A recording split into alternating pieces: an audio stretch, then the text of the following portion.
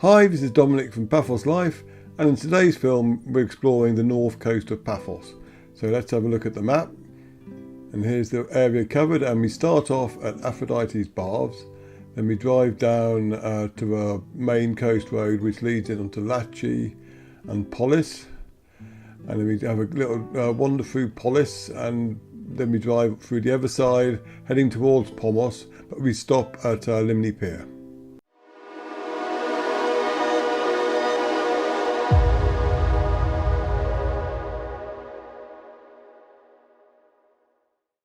So we're just driving through Aphrodite's Baths and the nice restaurant there, and below which you'll find Aphrodite's secret beach. I published drone footage of that, and people wonder where it is. So basically that's where it is, and you'd basically do this film in reverse from Polis to get here.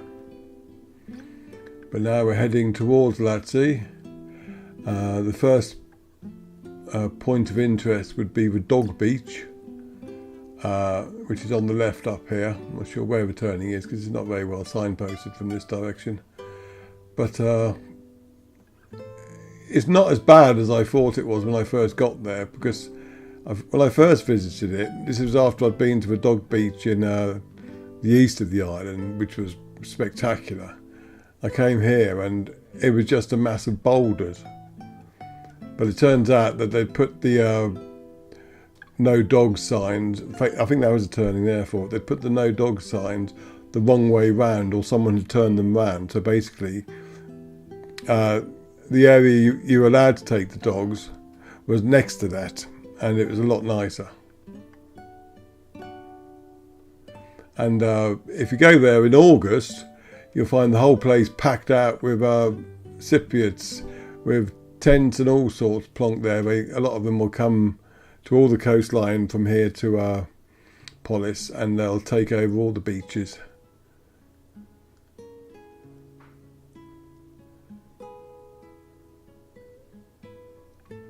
It's quite a sight, I have to say.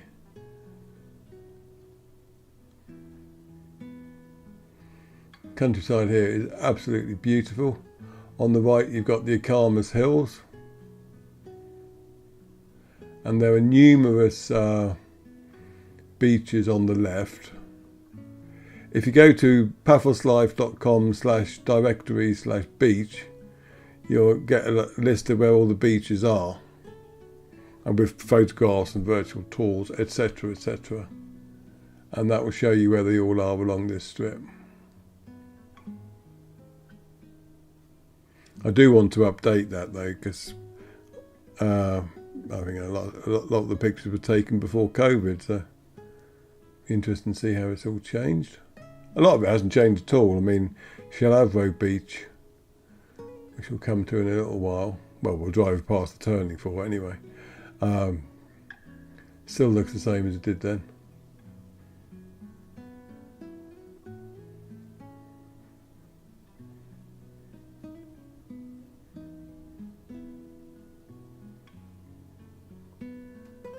You can just see Krisihu Bay in the distance. And remember, if you like our content, please do subscribe to our YouTube channel, as it really does help YouTube promote us. And if you want to help us financially, then go to our paphoslife.com/coffee page, and you can either send us coffee or click on one of the affiliate links.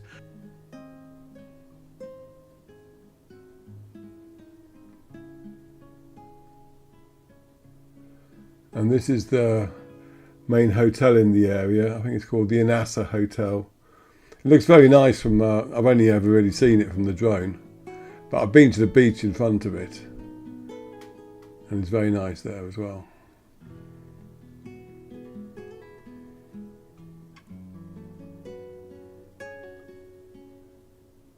And then we'll soon be coming up to the main road that runs from Neo Hurio to Latsi and Polis. Oh, I should say our second road trip ebook covers this area. It starts in Paphos, goes down to Coral Bay area in Agios Georgios, then comes up via Kafikas to the north of the coast, and then comes up here. So I'll put a link up for that. But if you get that, along with eBooks 3 and 4, which cover from Polis to Paphos and Paphos to Katapergos, you'll be pretty well covered for the north coast. So here's the main road now. We'll be turning left here. Another thing you'll notice, how nice and quiet the roads are. During peak times in the holiday season, they'll be busier. There'll be a lot more buggies around, but traffic jams aren't. I mean, you do get them occasionally, especially if there are roadworks going on, but it's not an issue here compared to the UK.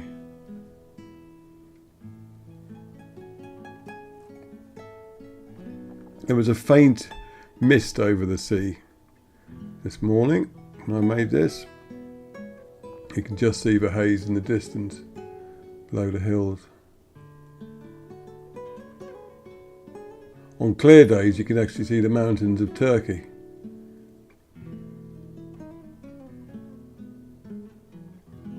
And now we're coming in more to the Latsi area. And before we get to the harbour, we'll have Latsi Beach on the left, and there's a nice big car park for it on the right. Not here yet. It was very calm seas today.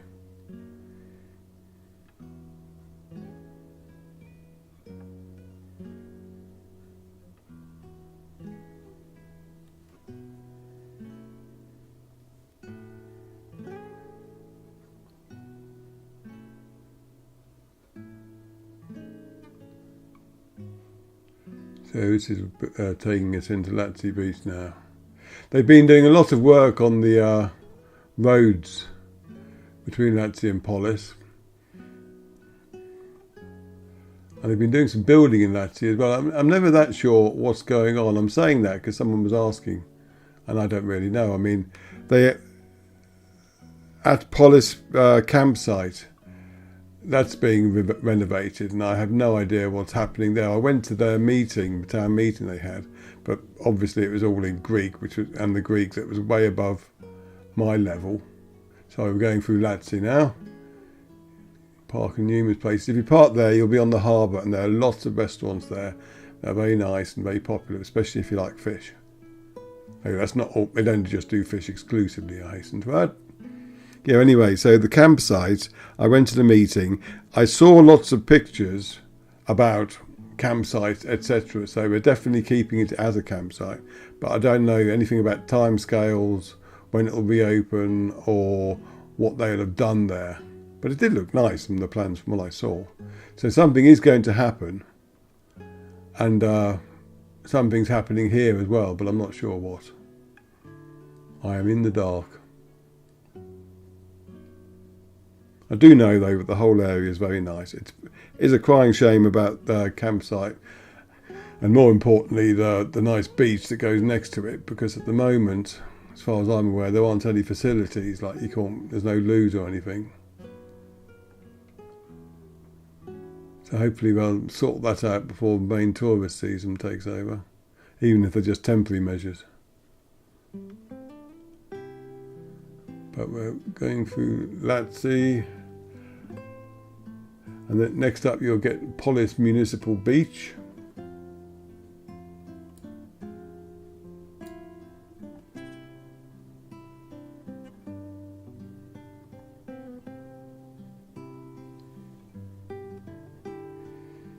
There's a lot of beach in this bay.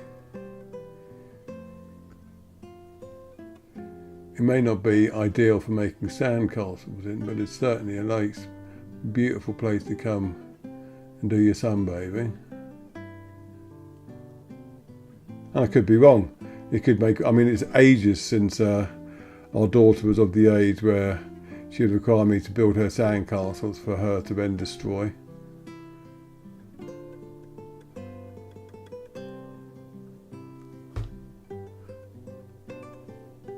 I got quite good at building little amphitheatres as well. And they were amphitheatres, not just open air theatres. They were 360-degree jobbies.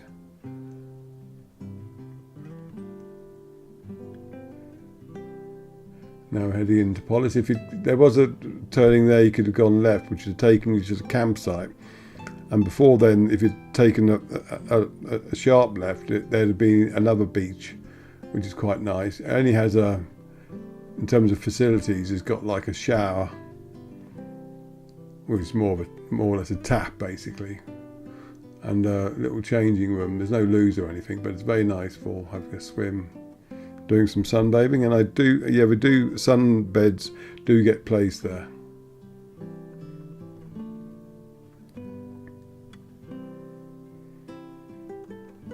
There's a nice picnic site on the left here. It's funny, Cypriots take their picnics very seriously, and on bank holidays, places that are normally empty when you pass will just be rammed solid with people having barbecues and all that. One thing I've never understood is barbecue etiquette. Say if you've packed up your car, you're fully loaded, you get there and you want to have a barbecue on the barbecue area, which is like public. What do you do if it's already in use by, say, 2 or 3 different groups? I mean, do you go somewhere else? Do you wait? Does everyone shuffle up?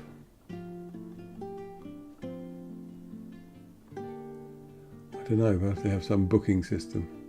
Now that's too British, that is. It wouldn't be anything as organised as that.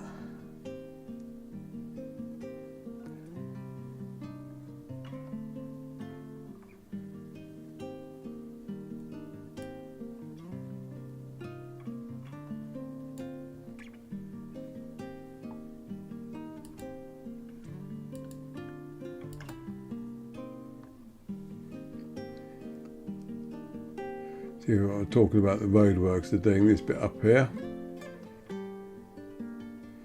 and here there was a bit of a traffic jam. Not enough of a traffic jam for me to actually break the film.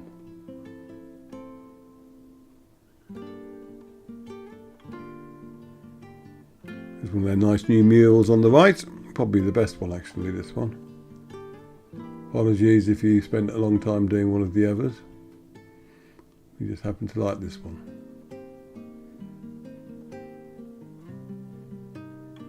And there are a number of kiosks and taverns down here now, as well as a new hardware store that I think has been put in where there used to be a bowling alley on the left.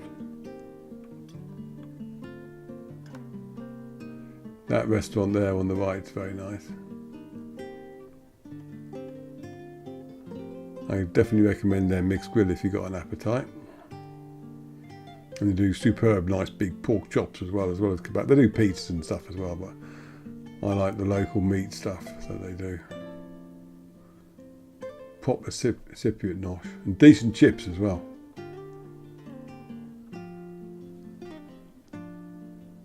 Nothing worse than getting a nice jumbo pork chop and then finding that they use frozen chips. Not there, you get proper ones. The only problem you might get with chips is like if 2 of you have ordered chips, they might arrive in one big basket. And then it's like, who's the biggest pig? Or do you share them straight away? Because you can forget family loyalties and stuff like that. When chips are that good, it's every person for themselves. Now we're coming into Polis. I want to go left here because I wanted to drive through the centre, and it's a bit confusing as to who was going where, but it turned out everyone else was going right, so my journey was quite easy.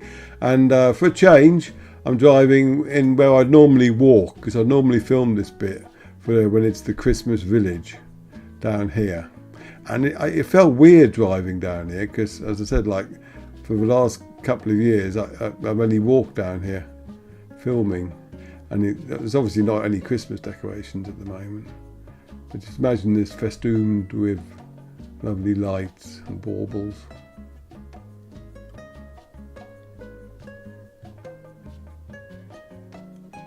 So in 6 months time, hey! Don't worry, that's the last reference. Now we're going back to the main drag. Now, the thing about Polis, they recently repainted all the road markings and reinforced their double yellow lines, etc. And for the first day, I think they had traffic wardens out keeping an eye on people and basically passing out parking fines all over the shop, much to the annoyance of the local shop owners, etc. But now they're pretty much back to normal and everyone's parking where they want to get.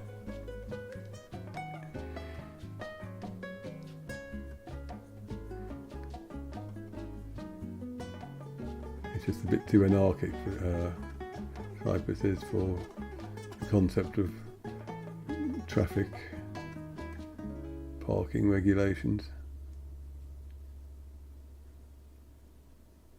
There's a nice baker up here on the left. They do a selection of hot food if you want to get something quick.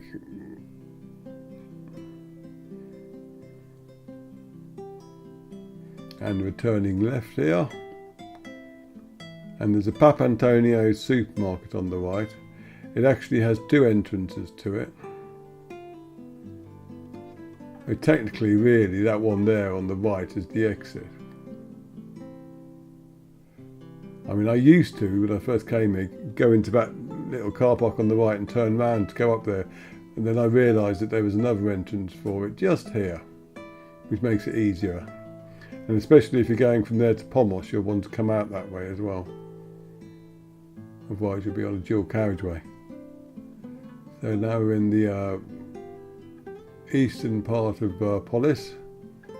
There's a few more kiosks and restaurants up ahead, and then we'll be back in the countryside.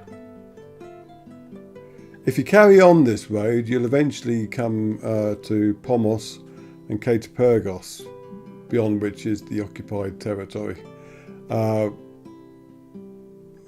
area is all covered from here to Katapergos anyway by the third and fourth road trip eBooks. So do check them out, because if you're exploring this area, you'll find them really useful. Anyway, before Paphos, you've got a couple of villages. There's Argaka, Iamarina and Yalia, not in that order, I should add. But we're not even getting as far as Argaka in this film. We're going to be stopping at Limni Pier. Now, Limni Pier is part of, or was part of, Limni Mine, which was a big, I think it was copper and sulphur mine to the right of here. And it's a great place to explore if you like exploring old mines and slag heaps. And I do. It's fun. But you do need a 4x4 for that. Anyway, there was a little railway line that ran from there down to the coast and terminating at Limni Pier, which is why the pier was built. And when the mine closed, they tried to... there was a big plan of turning it into a golf resort, and one of the prerequisites of that, they were told, OK, do up the pier though, make sure it's nice for the public as like a sweetener.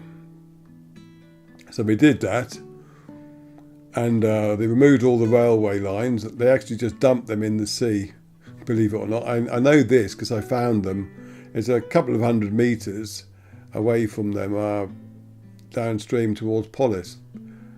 And one day I just found them there and I stepped on them. Anyway, so they did up the pier, and then the plan to turn Limni Mine into a golf course fell through. And I think the bank now owns it all now, but the pier still remains. And it's great fun and it's beautiful. I mean, I did a drone film of it, which has been published already. And if you haven't seen it, go and see it, because it's just lovely. And I was lucky when I filmed it. I filmed it at the end of this trip, actually, because the sea was really calm. So it looks stunning. It also looks good if the sea's really rough. I mean, has to be said, but there's another little beach on the left here. If you go down that track, there's no amenities there at all, and you might meet the odd fisherman, but otherwise you'll have the beach to yourself pretty much.